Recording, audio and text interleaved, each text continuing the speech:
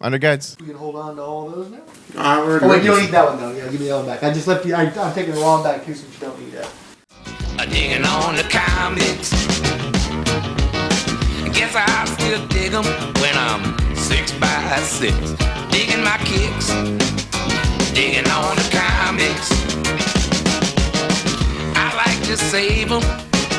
And I like to trade them. I read them. I need them. I'm living every page.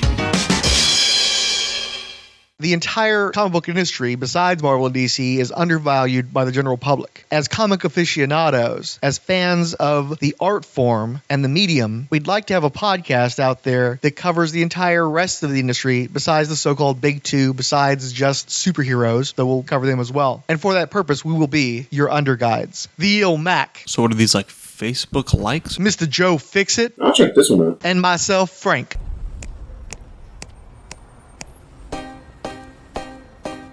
Lorraine Broughton, expert in escape and evasion.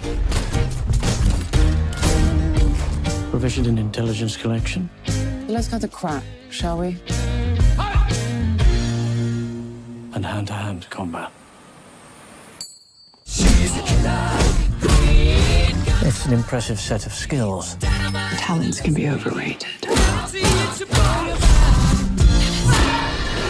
Lorraine, how well do you know James Gascoigne? Enough to say hello. He's dead. Find out who's hunting down our operatives. A lot of brave men and women are going to show up dead. Fuck. Your contact is David Percival.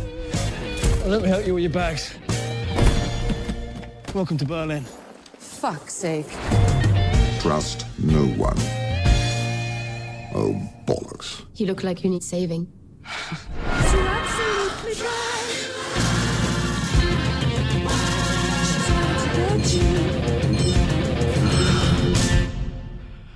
So you made contact with the French operative? Obviously.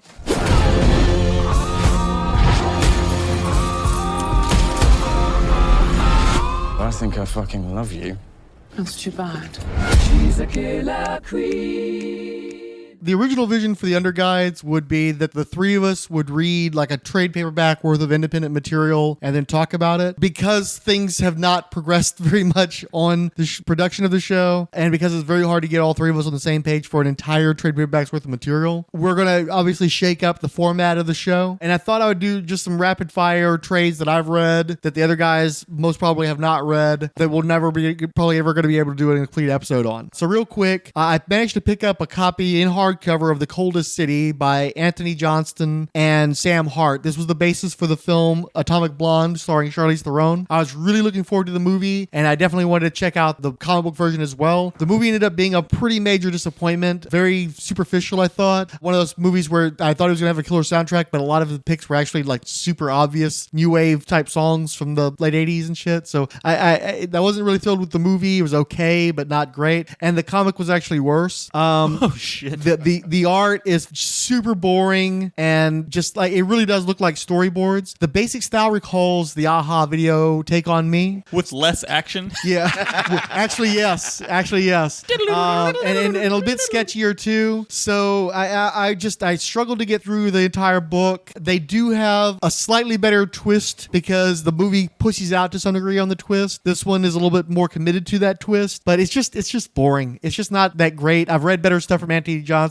I could not recommend The Coldest City. Next up is Horizon by Brandon Thomas, Juan, Gedeon, and Frank Martin. I'll just read the back real quick. Zaya Malin thought she'd fought her very last war until she learned her planet was targeted for occupation by a desperate world called Earth. The people of Earth will be told that her arrival on their planet means invasion. These are lies. This is retaliation. Earth is out of second chances, and Zaya Malin fights only one way, to the death. Collects issues 1 through 6. So it's a cool idea. Basically, there's a lot of people who think that we're going to be saved from extinction as a species by fucking off to Mars, which, by the way, is not going to happen. We'll all be dead by then. And this is sort of working off of that premise where the Earth has actually managed to find a habitable planet where they intend to take the best examples of the human population so that they can go live there. The inhabitants of the planet are aware of human history and what we tend to do when we try to colonize other planets. So they are preemptively trying to shut us down and either kill us or destroy our ability to get to their planet in the first place. So it's an interesting premise, and I really enjoyed the artwork. It's weird because it's extremely minimalist to the point where sometimes it's not necessarily clear what the fuck is happening, but I still really enjoyed the artwork. It's just got a weird vibe to it. Unfortunately, the story just does not move at a fast enough pace. The characters are extremely unpleasant on both sides. I could not find it in myself to carry on into successive volumes. Your mileage may vary, though. Next up, Renato Jones, The 1%, Season 1 by Kyle Andrews. I'll read the back on this one as well. The 1% own more than half the world's wealth. They've crashed economies, bought governments, and have amassed more power than any other group in history. And they still don't have enough. With this kind of power, how can anyone make them pay? Who will make them pay? Enter Renato Jones, a mysterious vigilante out to even the score. From the acclaimed creator Kyle Andrews, creator of Iron Fist, the Living Weapon, and Spider-Man Reign, also inventor of the carcinogenic Spider-Cum, comes a supercharged capitalist action thriller for a post-Great Recession world. Nerdist says if Kyle Andrews is drawing a comic book, we will be reading that comic book. Nobody else brings the energy and life he delivers on every page. Comics Verse says, Andrews' art here is stellar, a tour de force of drama and action, an entertaining comic book that gives no quarter and doesn't hold its punches. Pop Optique, who I've never fucking heard of, says a cathartic comic with a familiar yet still interesting protagonist that anchors the zany, relentless, and often disturbing thrills. One of the things I do like about the trade paperback is it takes advantage of the spot varnish, which I think is an undervalued cover enhancement tool. You have to shine it in the light to see that in bold print says on the cover, the super rich are super fucked, and let them come for me. Let them at me whole. Let them eat me whole, and let them choke. So basically, Renato Jones is the Punisher of the super rich. He's kind of like Bruce Wayne, where he's himself a rich dude who hunts down the worst of the 1% who do shit like take women out on a boat and torture them, and so he sinks their fucking boat, and then the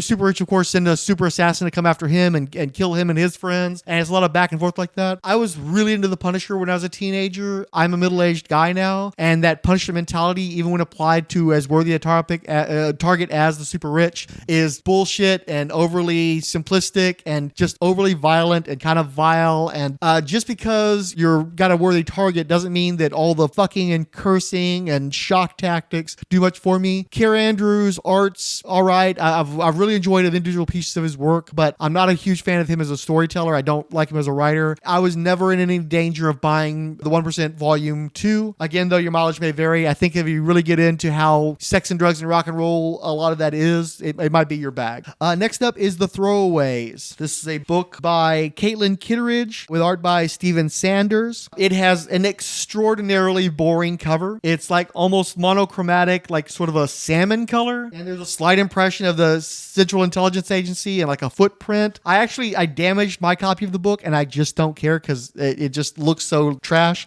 So the book is basically about a punk rock telekinetic dude who's running around with like I think she was a lesbian army commander type person who like survived some horrible shit in the Middle East, and they fight like some albino chick, and there's like black ops, government top secret bullshit, fire starter type stuff. It is just an enormous collection of ancient cliches, shit that I remember from the early 80s growing up. I think it's intended to be like a nostalgic throwback, but it's just like kind of a really sad attempt to cash in on that sort of 80s nostalgia. Again, struggle to get through this book. I totally not into it, at no danger of carrying on with it. Next up, we have Rom, Volume 1, Earthfall. Far away in another galaxy, the Knights of the Solstar Order, defenders of justice and truth, were ambushed by the evil magicians, the Dire Wraiths. In the end, the Solstar Order prevailed and began seeking out its scattered enemies. One of these knights has followed the trail of the Dire Wraiths all the way to Earth. This knight, the one the Dire Wraiths fear more than all others, has hounded them and kept them underground for centuries and could wipe them off the face of creation. He is Rom, Lord of the Solstar Order, Rom, the Wraith Slayer. Written by Chris Ryall and Christos Gage with art by David Messina and Ron Joseph. So Rom was a weird kind of book because it was a license from a toy line that was a failure in the 1970s, but oddly the comic book adaptation was actually fairly well received, even though, the artist was Sal Buscema, who was not a guy who ever really set the world on fire, although I'm a fan of him. And I believe it was written by Bill Mantlo, which is probably the main selling point, because Bill Mantlo was a guy who could take licensed material and just go at it with his whole heart and just completely go nuts with it. And it's actually kind of wonderful, the original series, because it's a situation where you've got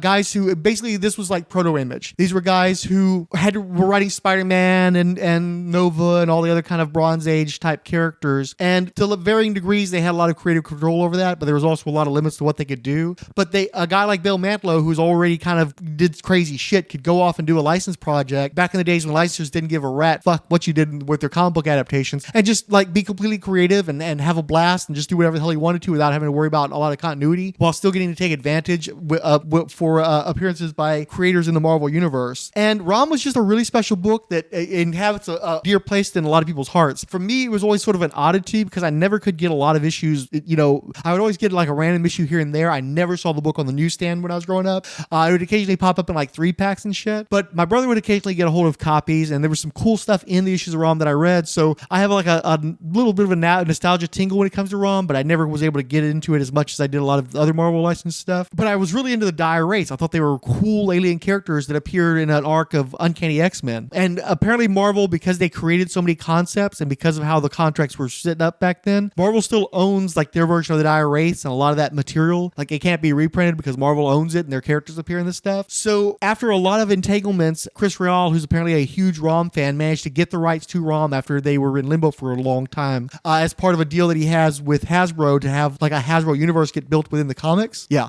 He finally managed to bring Rom back, although oddly it was after he'd already done like an analog of Rom. There was like a creator generated version. Was his name Moore? Something like that. Sida. Moore. So reading the first volume, it reminded me of More Night Space. After reading the first volume of Rom, I really got reminded of how cool the concept of Rom was. This robot running around, or cyborg running around, killing these alien invaders that possess people and do all this kind of wicked shit. The art by David Messina, I think, is fantastic. I love this guy's work. I think he's a guy he's a talent deserving of broader recognition. I think that as much as I wish they didn't have to redesign the Dire Wraiths, especially because they made them more conventionally cool type aliens, I still think he did a pretty good job with it. I think that they tweaked Rom so that he looks more modern and more hip, while still very much recalling the original boxy version of the character that people probably have an affection for.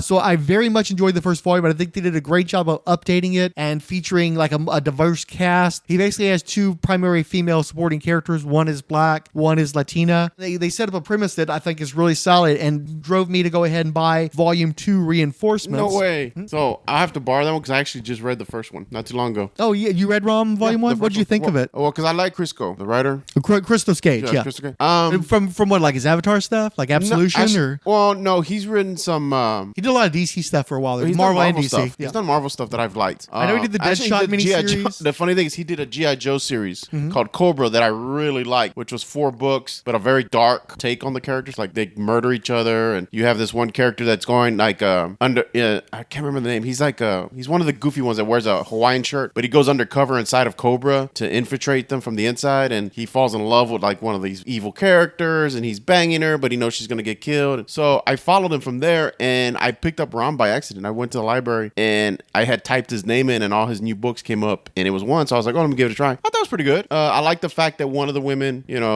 without any spoilers, but you have one woman that's her family was devastated by the aliens, and she has this rage, and then the female officer is having this I think you can say without it being spoilery, she's contaminated by the Dire Wraiths. She's contaminated, which gives her attributes that Rom is able to take advantage of, but it comes at a great personal Well, I like the cost fact to her. that when he does use his powers, he gets like drained, so he can destroy them, but at the same time he has a Romometer. Yeah, pretty much. But in a way, it's almost like they're not acting the way he expects them to act, because they usually come into a planet, they get into the community, they take over from the inside, and then they wipe out the planet. And here they're just kind of hanging out in towns and living out normal lives. So I'm not sure how evil they are, because I mean they are evil because he even hints at they're doing shit that he's never seen before, because he's been around for thousands of years. And I thought it was a nice little ending to the first one. So I'm glad you got the second one, because I kind of wanted to keep reading it because I wanted to see what happened. Yeah, I was very excited to read Rom Volume 2. I'll do a quick description. Rom is more alone than ever in his fight against the Dire Wraiths. Or is he? Introducing 2 armored forces very familiar to Rom, but whose side are they on? Plus the origin of Rom by the same creative team, supposedly. They give credit to artist David Messina, but he doesn't actually contribute very much to this issue. So I get the second volume. I'm excited excited to read it, and then it almost immediately kicks me out of the book because apparently they did a crossover with all the Hasbro properties, and so he teamed up with like G.I. Joe and the Transformers and all this shit. So I pick up the second volume, and they immediately like, hey, you have to go check out this other volume with all these crossovers, all this Hasbro shit. And it's like, no, I'm here to buy ROM shit. Tell me a fucking ROM story, assholes. So the entire first story is just them vaguely alluding to the shit that happened in this crossover that I wasn't into, drawn by different artists. And then most of the volume is ROM getting into fights with other members of the Solstar Order over whether or not they're going to destroy the Earth, and these highly repetitive battles. And so I went from being like really all in on checking out ROM to I'm not getting the third volume. And a lot of it has to do with them forcing me to deal with a crossover that I have no interest in buying and just completely kicking me out of that book. I'm sure the intention is to make people buy ROM, for instance, which I don't think had great sales, because it's not like a hot property or anything. But all it did was really effectively just make me not be interested anymore. And the art by Messina, there isn't much art by him. There's a bunch of other guys who are not as good as Messina. They don't develop the supporting characters very much in the story. I really felt like the entire second volume was a waste of time spinning wheels. Even though the third volume is supposed to wrap up the ROM series, and then I think he's going to join the Micronauts for a combo series, I'm not on board anymore. They had me in, and then they kicked me right back out again, unfortunately. Coyotes by Sean Lewis and Caitlin Yarsky. Basically, it's set in Mexico, and you can go ahead and take a look at it right quick. And so rather than just being predatory men, you've got these women that are actually being attacked by literal werewolves, and there's a group of women who are fighting off the werewolves to save women who are being murdered, all this kind of bullshit. And there's a good cop who's working with them and blah, blah, blah. It was okay. It was coherent, but a little incoherent. It was all right. So you check it out. You let me know what you think about it, but I'm not going to be getting a second volume of that one. Yeah, the artwork's not bad. Rockstars, Nativity in Black by Joe Harris and Megan Hutchison. I like the artwork. I think it's a cool premise. It reminds me of like Phonogram, where there's literal magic involved with the music. In particular, there's a guy who's looking into a rock band from the 60s that had potentially been getting up into human sacrifice and the like. The interest was waning pretty quickly as I was reading through the trade, and I didn't have any great desire to continue with it, so probably won't pick that one up again. This one may be of interest to you. Jeff Lemire, Royal City. I know you like him. You read that one? Tell me about what you thought about it. I have to reread it. Let me reread it. No, I read this. The public library had a copy of it. I read this a long time ago when it first came out. I enjoyed it. I remember it's like a family trip, right? It's a family drama. It's the family gets back together again after being separated for a number of years following a tragedy in the family. Kind of had this whole Noah Baumbach kind of thing going on. I'm not a huge fan of Jeff Lemire's artwork. I never really have been. I only like some of his writing projects, and I'm not interested in the domestic stuff. I picked this up because I had just finished reading Sweet Tooth, and I really enjoyed Sweet Tooth for some unknown reason. I really liked it, and I thought this was part of like the Sweet Tooth universe or something, so that's why I picked it up. But I'd have to reread it. I remember reading it, but I don't remember if I... See, you can keep my copy. I'm not going to continue with the series. I like Lemire on his Dark Horse books, Black Hammer stuff, and Descender is really good too if you haven't read that yet. Descender? Okay. Oh, yeah. Did you read any of those yet? Not yet. I have the trades you gave me. Okay. Yeah, that's good stuff, but I'm not into the family drama stuff, so passing on that one. So, I know you were reading Black Hammer for a little bit. How far are you along on that? I think I stopped at the second trade where the girls introduced. Okay, so what can you tell me about that, what can you tell me about Black Hammer though? I thought it was the re-envision of the JLA. Okay. With a gay Martian Mindhunter. Barbarian, yeah. Yeah, which I thought was great. I resent it a little bit because he's both too much like Martian Manhunter and not enough like him. He doesn't. Oh my God, dude! Do you not get enough? Are you not entertained? No, it's just that with some of the other characters, they're more dead on. They feel more like the characters. Was it Strange? Is it right? Not Doctor Strange. Adam Strange. Adam Strange. Yeah, Adam Strange yeah. For instance, yeah, and he feels like more of a direct Adam Strange, parallel. right? Yeah. It's I think Colonel Weird is the character. Yeah. But yeah, so in that case, it's fairly. I mean, I wouldn't want to say close because obviously that's a huge divergence from Adam Strange, but he still feels like he could be Adam Strange. Where Barb Alien leans so like he feels like he's a gay character first, and then the alien second, and he's almost so acculturated to like Western culture. Wouldn't you say he's just fluid? Funny, but no, it's like it's his story is about being gay, and it's about everything else secondary. So that's why it's sort of like for me, given that I haven't had a lot of great Martian Manhunter stories in recent years, he's had several series, but I haven't really enjoyed the series that he's been in. So given that Jeff Lemire, I know likes the character of John Jones, I'd love it if he were just to do John Jones in something like Black Hammer, but that's not the story he's telling. He's really not telling stories about a John Jones type. He's telling the story. He's a gay character first, and everything else is kind of secondary, and that's fine. But it's just because he's supposed to be Martian Manhunter, it kind of bugs me because like it makes me want something that he's not promising I was going to get in the first place. So I realize that's a highly personal issue, but I'm not into Barbarian as much because of that. Well, who are the other characters supposed to be? Like the little girl? I believe the little girl is Mary Marvel. Because I think he's doing a play. That's right, you're right. Remember Alan Moore was going to do the thing in Twilight of the Superheroes where... Which I think is an amazing idea. I remember you read it to me, yeah. But the idea that you've got an old woman still trapped in this little girl's body, that the alter ego continued to age even though the superhero did not. So you've got an old woman turning into a little girl instead of a little girl turning into a teenager. So yeah, so she's basically Mary Marvel. She'd actually lived a full life and died to an old age and got sick of it all. Yeah. And then the witch. I feel like she's Madame Xanadu. Okay, so I couldn't place her. Yeah, I think she's like one of the horror hosts from DC's Silver Age. So closest I would say would be Madame Xanadu. And then the robot? I don't know if the robot's necessarily anybody. That feels like sort of more of a generic, like Adam Strange has a warlock companion kind of thing. I think that's more of a trope than a specific character. Yeah, but that's about as far as I got. I enjoyed it. So you only got into 2 volumes? I think you were really into it though. No, dude, I have so much to read. Like, weren't you getting it from the library or something? Yeah, those I was getting from the library. So only got through 2? I believe so. Okay. They might have more. I haven't checked in a while. Yeah. So and then who are the other characters? Do you remember? No. Okay, you had the Captain America sort of stand-in, the older guy with the mustache. Yeah, the one that was banging the waitress. Waitress, yeah. Yeah, and she was the ex of the local cop who wasn't real keen on it. Let's see who else we got. I think the only other one is you got Black Hammer himself. Do you remember who Black Hammer was? He was like one of the original heroes, right? Kind of like Thor? I don't know about Thor necessarily. Honestly, or more like Steel? More like Steel, yeah, because they was explicitly like a Bronze Age 70s kind of character. He was African American, so I think they were leaning into that by having this one,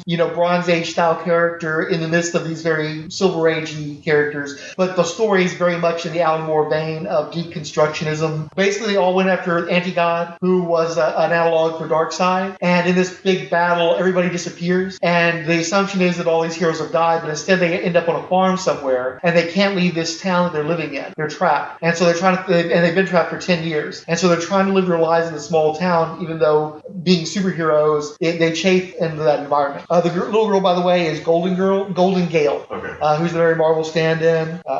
Abraham Slam is the Captain America type. Madame Dragonfly is the Madame Xanadu type, which is another reason why I figure that's the case too. Madame Dragonfly. And that's pretty much everybody. If you wanted, you can kind of give that. That was the first volume. Yeah, no, I read this one. I read the first 2 volumes, like I said. So, what is the basic story of Black Hammer? Well, I mean, they're trapped in this farm, and Abraham Slam is kind of happy staying there, where everybody else wants to leave. Yeah, because he's the one guy who's apparently been around since the 40s. The other heroes, I think, are supposed to have been around like 60s or so. And so he's the one Golden Age guy who's just tired, and he kind of likes being finally relieved of the responsibility of being a world-class superhero. You know, I mean, I enjoyed it. Even Black Hammer disappeared. They never. Yeah, he's the first casualty. They try to escape the small town, and Black Hammer goes to fly off into the horizon, and then he hits some invisible barrier and it just dies. He just I don't know if he just vanished or if he was like fried. I think he vanishes. I think he just evaporates, and all that's left is the hammer. Yeah, and that's about as far as I got. And then I picked up and I started reading Sweet Tooth, and then after Sweet Tooth I went to like Dark Arc and stuff. I know you like Jeff Lemire. He's one of the guys. Yeah, I've enjoyed his stuff quite a bit. And I wasn't that into him. I've tried some of his stuff, and it didn't really work for me. And then I read Descender, and I liked that fairly well. And then with Black Hammer, I wasn't sure because I get tired of all these analogs. I'm tired of comic creators doing analogs of other people's characters. It kind of goes back to the whole Image thing, where everything was a ripoff, and so you kind of resent them for not having more original content. But in the case of Black Hammer, the core story doesn't really blow me away that much. I'm not that into the core team that they're presenting here. But the side stories and the world building that Jeff Lemire does in some of the other books, I recently did a binge, and I checked out Sherlock Frankenstein, The Legion of Evil, who is very much... I actually wanted to read this. Yeah, he's sort of like a Dr. Savannah crossed with Lex Luthor crossed with Vandal Savage. And then there was also Dr. Star and the Kingdom of Lost Tomorrows. So I'll be borrowing these, thank you, sir. Yes. And then, of course, Black Hammer is also progressed to Age of Doom. And so is that the third trade? Or? That's the third trade, yeah. So the second trade ends, the daughter of the original Black Hammer shows up 10 years old when he disappeared, and she's grown up into a young woman. She's become a reporter. And not to, I don't think it's too spoilery, but by the end of the second volume, she's managed to find her way to the farm. Yes. And the third volume... But she can't remember who she is. Right. The third volume, or how she got there. Yeah. That. She knows who she is, but she can't remember how she got to the farm. Is that okay? I knew she had like amnesia somehow. Yeah, exactly. And so the third volume is all about her figuring out what has happened, and them finally revealing how they ended up on the farm and why they're there, and so on and so forth. Very cool. And so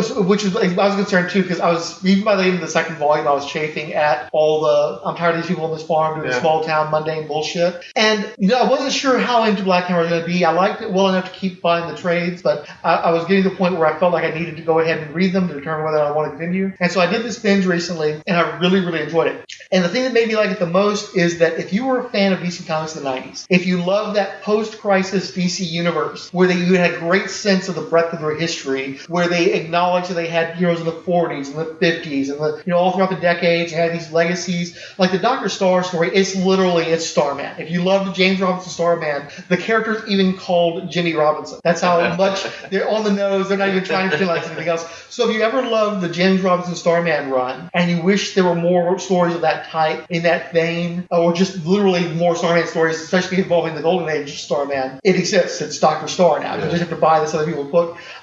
In the case of Sherlock Frankenstein, there isn't one specific character where it's absolutely, like I said, he's a mix of a bunch of different DC villains, but it feels very much like that post-crisis DC world, particularly the stories of guys like James Robinson and Alan Moore. Okay, cool. The early good Jeff Johns stuff, Mark Waid, Grant Morrison, all those kind of guys. The universe that they were playing in post-crisis, where they try to have this universe where all these things were connected, and they try to find a place for all these different concepts. And one thing that's really cool with if you're a DC fan in particular, is they even have Who's Who pages in the trades. Oh, nice. They even steal the layout. They've got the yellow dots and everything. It's straight out of Who's Who. So you're saying he's out DC? Exactly. Well, see, the thing is DC suddenly decided at the turn of the century that they were embarrassed, or they were tired of being number 2, and so they started trying to gun it for shock value, and this character's getting raped, this character's getting murdered, and all this kind of stuff to try to become the top dog publisher. And they really sacrificed this shared universe they had in the 90s that a lot of us really fell in love with. And I spent 15 years continuing to buy DC Comics, chasing the ghost of the love that I had for those 90s. Chasing that dragon, son. In that vein. And so if that's something that you as a reader have missed, I know you didn't really read that much DC, but it's the kind of stuff that you seem to like today. Okay, so the Alan Moore, the early Grant Morrison, that stuff I enjoyed. That's the DC I like. When we got into 52 and all this weird shit, I was, I kind of got off the train on that. I think 52 was kind of a jumping off point. Yeah. Because a lot of people Jeff Johns' early Flash was great. Yeah. I love Swamp. Alan Moore's Swamp Thing was great. Alan Moore, a lot of the stuff, the Superman stories were great. Grant Morrison's early DC stuff was great. I'm trying to think some other guys. They had Mark Millar doing some cool stuff before he decided to become a shock jock. Yeah. Hey, don't hate on him. But no, but honestly though, he had a book, the Jupiter's Circle. Yeah, I love that. Those. Was really good. Yeah, those were really good. So, and that was also very much invoking that 90s DC vibe. So. You know what? Yeah, it did feel like that. I guess the whole shock at the end of the heel turn and all that shit was really Yeah. So for people like me who missed that period of DC Comics and have been looking for a home, go read Black Hammer. So this is your Oxycontin. You found your new high. At least methadone, we'll say. Okay, so you're getting it. No, like I said, I remember reading it and I enjoyed it. I have this nasty tendency to pick up all kinds of books and read. Like right now, I got Fryhole hooked on Dark Arc, which is, what's his name? Cullen Bunn? Cullen Bunn, yeah. Yeah, where it's basically Dark Arc. Yeah, that doesn't sound familiar to me. Maybe. So when God told Noah to have the ark ready, Satan told the other guy to say have an ark ready for all the demons and vampires and whatever. Okay. So it's them on their ark while Noah's on his ark, and they're trying to deal with what happens when you have all this evil in a crowded, confined space. I did not know that existed. Stand each other. That's a series? Yeah. The first 2 trades, or the first 3 trades just ended. I read them. I got Fryhole. Is that like Aftershock? Or who does that? Okay. I'm not a big Aftershock guy. I've tried a little bit of this stuff, but I haven't really been into it. I picked this up purely by accident. Yeah. And artwork's okay, but just the concept and then the mythology and that's stuff. That's one of the things that's rough about modern comics. One company in particular, Dynamite, drives me nuts, is they can't seem to have good art and good story. Yes. They either pick one or the other. If they get a name brand writer, then they won't pay the artist. They just allot the budget differently. So that's exactly the art was serviceable for this book. I enjoyed it, but just the concept and I don't want to ruin it, but there's a couple of things that happen that are like, oh, that's kind of fucking cool. Like that's really neat. And it's just a really cool telling of this alternate, the flip side of the coin evils just trying to survive just as well because the entire Earth is covered in water and these monsters can't stand each other. But on that one, it's 6 of each creature. So the side of the beast is there. But it was like I said, it's a good fun story. We're going to need a bigger arc. Yeah. And so I read the first 3 trades, and then of course they just talked about how the next 3 trades are coming out. And Ryall apparently he's loving it. I told him when he started reading, he's like, dude, I'm loving this book. So it was kind of fun to discover this book that I didn't know anything about, this company I don't know anything about. And I think I literally picked up like an issue for $1 somewhere. And I picked it up just because of the writer, because I like some of his others. I'm not a huge fan of his, but I was like, yeah, he's an okay writer. Read the first issue, and I was like, this is interesting. I got to finish this. And so I have a nasty tendency of doing that, like bouncing around books. So I just don't want to come up to, I need trades. Yeah. I need to read in bulk. So, but no, I'm going to definitely read this. This is on the top of my read list. Okay. No, you've already read the first 2. Do you want me to take those back? No, I'll reread them. I want to read it all. Yeah, I'm going to just binge read all this. And I'll say if you don't mind, it's going to take about that's a fine. month or so. Well, see, I'm going to stop by your place in the near future. I'm going to grab some of my books anyway. So some of the stuff that's been sitting there, because I've got the bookshelves now, so I want to line them up. So yeah, you can take those and reread them. They're fairly brisk reads, which is nice. But I have got to tell you, the core story's fine. What I really love is the satellite stuff. I really love the world building. I love when they go off and tell the Dr. Star story, and they go off and tell the Sherlock Frankenstein story. And those, I think the characters that are in Black Hammer will go with them into those other stories. But also the 3rd volume of Black Hammer really opens up the universe and spends a lot more time on the actual daughter of the original Black Hammer. And I enjoyed a lot of stuff they're doing there because it very much starts tripping through what is clearly an analog of the 90s DC universe, getting into Vertigo stuff as well. And so for kids of that time period, it's such a wish fulfillment. And the art's not bad. I like Dean Ormston. He's got a problem. Apparently he suffered some sort of brain injury. I don't know if it was before he started working on Black Hammer or after, but apparently it's affected his motor skills. He's having to relearn his motor skills. And he was talking about in one of the books, it takes him twice as long to draw a page now, and he just can't do like a lot of preliminary sketches. He can't plan stuff very well anymore because he just doesn't have the time, because it's such a struggle just to draw because of this injury he suffered. Oh, wow. So I definitely feel for him, and I enjoy that fairly well. And the art on the spin-off books tends to be really good too. All right, cool. I'll definitely read these. 7 to Eternity Volume 1, The God of Whispers by Rick Remender, Jerome Elpina, and Matt Hollingsworth. Yeah, I read that. Oh, yeah? Okay. So let me give a description. The God of Whispers has spread an omnipresent paranoia to every corner of the land of Zal. His spies hide in every hall, spreading mistrust and fear. Adamosidius, dying knight from a disgraced house, must choose between joining a hopeless order of magical warriors and mercenaries in their desperate bid to free their world of the evil god, or accepting the god's promise to give Adam everything he's ever dreamed of. All men have surrendered their freedom for fear. Now one last free man must choose between the fate of the world and his own heart's desire. Writer Rick Remender reteams with collaborators Jerome Elpina, Uncanny X-Force Fear Agent, and Matt Hollingsworth, Tokyo Ghost Witches, to take readers on a hard road through the strange and mind-bending fantasy world of Zal, collecting 7 to Eternity number 1 through 4. Robert Kirkman says 7 to Eternity by Remender and Jerome Elpina is freaking awesome. Amazing world bending, just really smart stuff. Don't miss it. Nerdist right? It's an incredible debut that will suck you in, chew you up, and spit you out, and you'll love every second of it. Kieran Gillen writes, very much the opulent fantasy you'd expect. And IGN writes, the earth is round, the sky is blue, and Remender and Elpina create amazing comic books together. Some things are just always true. What'd you think about it, Fix? I think they gave it a little too much praise. I mean, I enjoyed the story arc. I do like the main villain in the book. I'd have to read the second one, really, because the first one kind of gives you a taste of the world. It does have this fantasy, heavy metal vibe to it, which I kind of dug on. I did like the disgraced knight, how everyone looks down on him, and they're all, everywhere he goes, they kind of shun him from and his family. I do like that they have different types, like, I guess they look like orcs or goblins, and the team that attacked the Whisper King, that was kind of cool. I thought it was a pretty good book. I don't think it's some of his better stuff, but I did enjoy it. Looks pretty. Yeah, it's very pretty book. It's real nice. I'm kind of in a similar situation with you.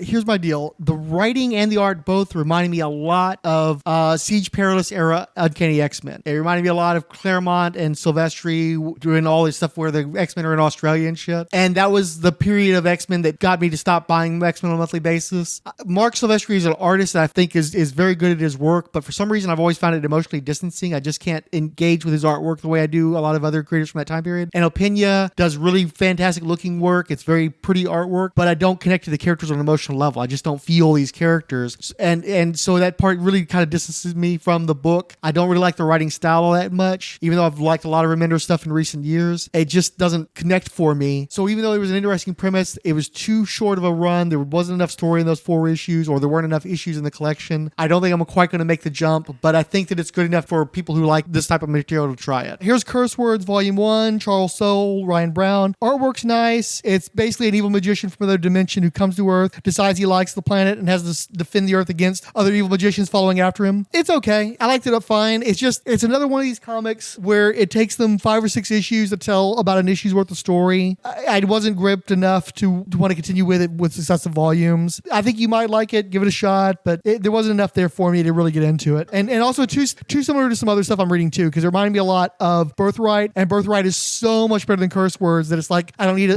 something similar to Birthright. Who's writing Birthright? I don't remember who the writer is, but the art is gorgeous, and it's a really cool, engaging story. I'll check that one out. Right now, I'm reading a book called Harrow County. And that's Lemire too, isn't it? No, that's Boone. Oh, Cullen Bunn? Cullen Bunn, yeah. I think it's Bunn. He might be Boone. Yeah, but it's spelled B-U-N-N, so I assume Bunn. But okay. And it's... If it were my choice, I would be a Boone, but I think he's a Bunn. Well, it's a story about a young girl who discovers that she's a witch, and all these like spirits, and there's all these different witches, and then they turn out it's a really weird fucking book, and I don't know how I picked up the first. Is it dark? One. It's pretty dark.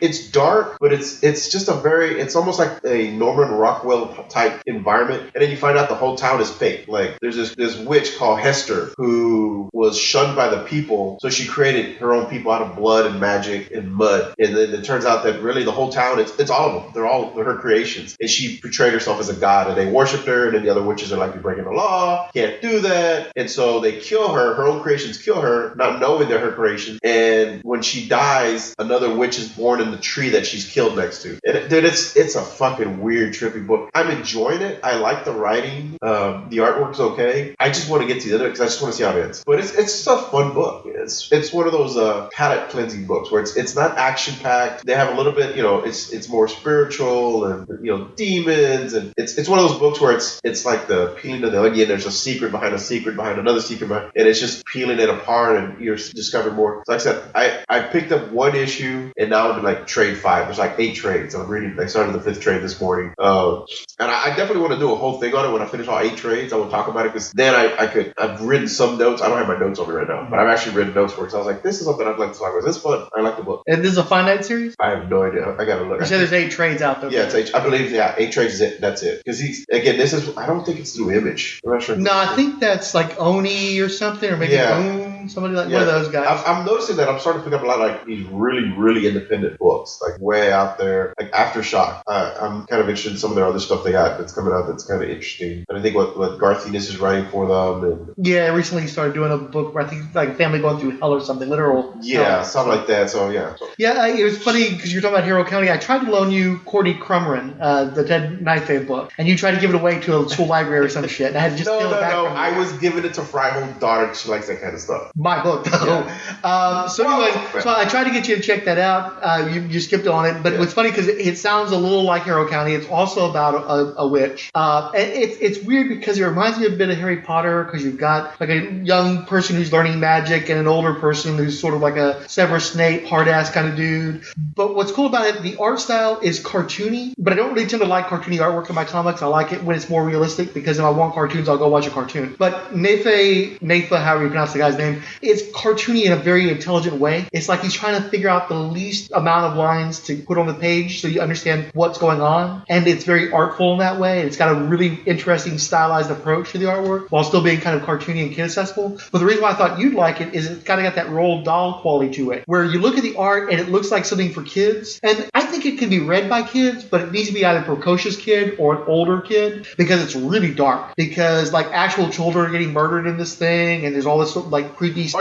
In this book, she has a familiar, and it's a skinless boy. Yeah. Who can't speak. And you see his muscle structure in his bone, and he protects her, and he hisses, and he jumps around. Well, his skin, she keeps in her book bag that tries to talk to her, but he doesn't get any air, so everything is kind of hissy. So it'll be like, oh. and then you'll see the skinless boy pointing in a direction, and they do a little slide story where it turns out, he's actually a character in the book, and once that one time I can only think of in the book, he actually puts the skin on, and it's kind of baggy on him, and then the familiar can speak a little bit because he can speak through the skin, but then he takes the skin off, and she keeps the skin in like a book bag, and she'll be walking around, and people are sitting there, and all of a sudden you'll just hear this hissing sound coming like danger. But not even, it's like just dragged out, and they're like, what is that? And she's like, oh, it's nothing. She pats the bag, and then the familiar, the skinless boy will be up in a tree just like watching him. He never speaks, all he does is hiss. And I was like, dude, that's just so fucked up. But it's such, like, they all have familiars, and there's one where there's a house that will appear when there's a great event about to happen, and there's all these different witches, and they're all talking about how,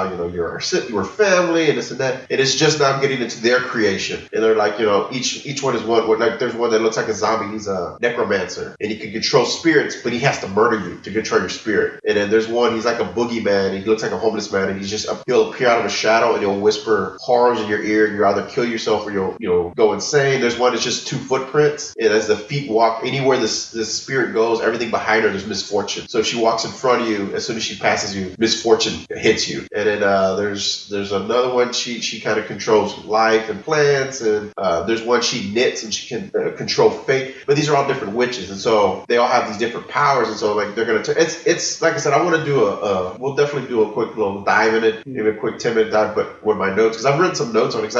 It's really interesting. It's kind of the world building. Yeah. Like they've created this world, and I didn't see myself falling into such interest. Now I'm really interested. Like I want to know about this character. How did this happen? And they're just getting into like how they're born and where they come from, and it's pretty cool. So Harrow County sounds like the Vertigo version of what I'm reading, and mine is more like a Coraline, where she's a little girl with attitude. She's got a talking cat that she works with. She's got like basically Severus Snape as her uncle, and it's dark enough to where you have a real sense of threat, a real sense of menace. So if you know that kids will die in this story, you know that she's in danger when she, say, goes into the town of sorcerers and she ends up getting sold into slavery, and you don't know how she's going to get out of this bind and stuff. There's a real sense of that danger, but it's done in a tasteful way. So you're not going to have a skinless boy, for instance, but you do have these inferences that this is not a safe place and this story may not have a happy ending. And so it's fun enough and it's kid-friendly enough that as long as you've got a mature kid reading it, it's okay for them. But it's got an edge to it that I find very appealing. So it's not a kiddie book, even though it's somewhat kid-friendly. See, this one, I like the art style on this one as well, because it has kind of a painted style. Mm-hmm. Like it's painted. It feels like it's painted. That it's not so much. Do you know who the artist is? Oh man, like all this, it's all in my notes. Okay. Yeah, Sci-Fi. Like I said, I didn't think we were going to do this. So I didn't either. I didn't figure we'd maybe do 5 minutes on it. We went along. Yeah, so I was, like I said, we can add this on there. But I have my notes, because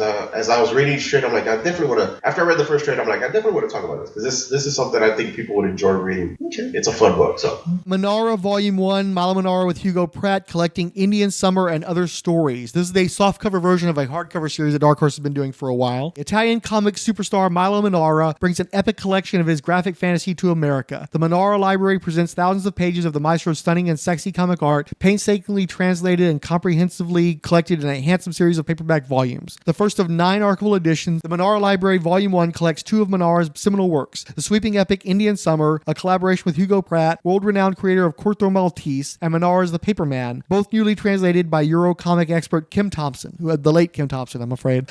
This paperback edition also features a heartfelt foreword by comics legend Frank Miller and an informative introduction by Italian editor Andrea Plazzi, discussing the Manara-Pratt relationship and the genesis of the 2 stories, both set in a lush romantic vision of the American frontier. Frank Miller writes, "In the hand of Milo Manara, the Old West is a generous, delicious feast for the eyes." So Manara is a guy I think I got introduced to through Heavy Metal Magazine. I think that he is one of the under-recognized masters of comic book artwork. There are few artists with as great a command for the page, for the individual panel, for creating just sumptuous artwork, just beautiful, beautiful work that just makes you want to stare at every single panel. He is a man who does tend to do very provocative work, some would say pornographic work. He's one of those guys that goes up there with guys like Jack Kirby and Neil Adams, just these guys who are just absolute trailblazers that, unimpeachable quality of work. So when everybody everybody got pissed off about him doing sexy Women of Marvel variant covers, particularly the Spider-Man woman cover where they're crouching, especially when somebody who I've never fucking heard of, who decided she was going to teach Mala Manara how to do anatomy. My fucking blood boiled. As much as I fucking feminist social justice warriors I happen to be, you don't come from Mala Manara, motherfuckers. I don't care who the fuck you are. Mala Manara is better than you. Almost every artist, certainly comic artist on the planet, is inferior to Mala Manara. Certainly some no-name fucker trying to teach Mala Manara how to draw the female form needs to step the fuck off. So, and I personally,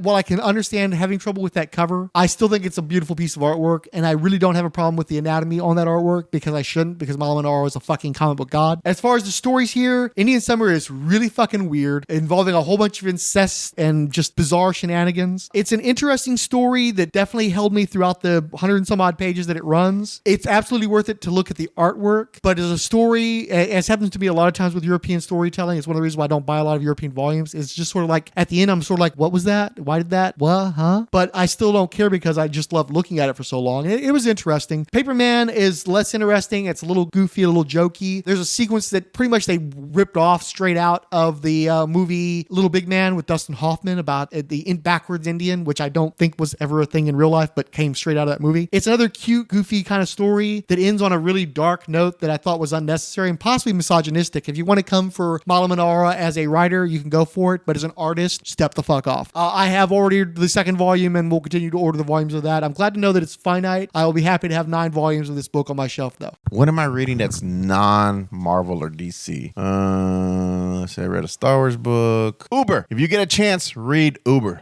Oh, fuck, I love Uber. Nothing new's come out. I'm trying to think what else. I can't really think of anything that I'm not reading that's not Marvel or Image. I mean, Marvel or DC. Is there any? Paper Girls. Phenomenal. Just read the last trade, which I believe was trade 4 or 5. It's the one where they're in a giant robot. I've got up to trade 6, but I think I'm a couple of volumes behind, so. Okay, then I'm gonna have to borrow yours because I get mine from the public library and they were really far behind. I think it's one of the smartest, just smartly written. The dialogue is great. And I hate time travel. I always feel time travel is a little bit cheat. I don't hate it, but I just feel time travel can be a cheat. They play it in such a way that it's so interesting, and I can't praise it enough. It's one of those few trades. As soon as I crack open, I'm like, oh yeah, I'm reading this whole thing. Like most trades, I can sit down and I'll read 1 or 2 chapters and I'll put it away and I'll come back to it later. As soon as I sit down, I already know I'm going to read cover to cover. And I've actually gone back a couple of times and reread it parts because I was just like, wait a minute, what? I didn't understand this, and I have to go back and refresh myself. And most times, what I do is when the new trade does come out, I will get the other trade with it so I can skim it real quick before I start reading it because I just want to. Paper Girls, I can't say enough about it. I really hope they make it into a TV show. And there was something else I read besides Paper Girls, but I was really into Paper Girls. That's it for now. And the last one is the first volume of the Revived Caliber Presents, the anthology. Because I'm holding my mic in my right hand, I'm just going to flip through the left-hand side right quick. There are some okay stories in here, but nothing that like completely blew me away. They actually had a Caliber Press booth at one of the Comic-Cons, I think Comic Palooza. And I figured, okay, if they have a copy, I'll go ahead and pick it up and see how it does in the successive volumes. But they didn't have a copy, so I didn't buy any more. There's a nice sketchbook by a fellow named Mark Bloodworth. There's a few kind of interesting sci-fi, horror-y type stories, but just nothing quite strong enough to get me to come back in. There was one story with a guy who drew a lot like Tim Bradstreet. Let's see, this one is Victims by Sam Costello and Stephen Perkins. I thought that was a standout, but I just don't feel strongly enough about it to continue with it. Part of that where the trades are like $5? No, this is a $10 black and white anthology. Okay, I was just wondering because I know you're a big fan of that. We give you the first taste really cheap and then we get you hooked. Well, I mean, this is a $10 anthology, so that's pretty solid. $10 for the first issue of Curse Words, $10 for the first issue of Royal City, $10 for the first issue of Rockstars, and $10 for the first issue of Coyotes. So it looks like every single one of those is at the $10 mark, so it shows that it worked. $10. Did you pay $10? No, I got a deal on it. I didn't necessarily pay $5 because I get a bigger break on DC and Marvel stuff than I do with Image or any of the independents, but I still didn't pay $10, so that makes it that much more of a value to me. Okay, that's cool. You know what needs to happen? Anytime Mr. Fix-It reads something, as soon as he closes, watch, he does this. He needs to pull out his phone, take a picture of the cover, and just text you. That would be nice, yes. So that you don't go into this, you guys haven't read any of these books, and then Mr. Fix-It's literally read every single one of them. And by literally, I mean 2.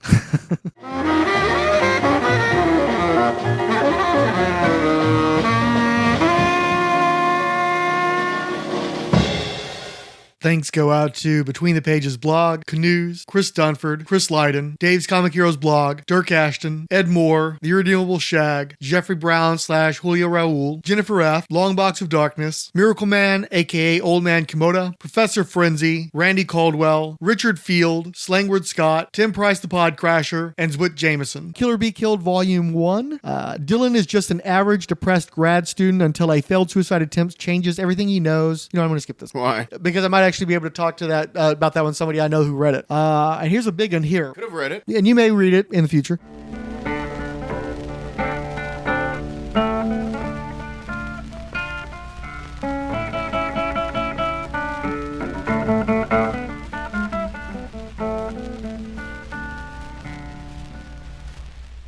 The Underguides is a Rolled Spine podcast. All references to copyrighted works and audio clips employed are believed covered under fair use, with no infringement intended against their copyright holders. The views expressed in this podcast are assumed legitimate, truthful, and solely possessed by the speaker.